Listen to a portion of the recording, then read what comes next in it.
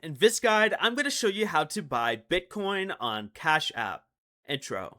First, go ahead and open Cash App and tap the bank tab in the bottom left corner, and then find and tap the option that says Bitcoin. Cash App currently supports Bitcoin purchases starting at $1, and on the Bitcoin screen, go ahead and tap Buy Bitcoin, then choose one of the preset amounts or enter a custom amount. Then tap Next. Review how much Bitcoin you're buying along with any fees Cash App shows you before completing the purchase.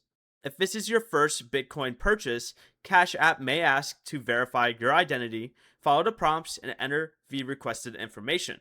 Finally, confirm the purchase using your Cash App PIN, Face ID, or fingerprint. And once the transaction is complete, go back to the Bitcoin section and you'll see the Bitcoin you purchased in your Cash App wallet.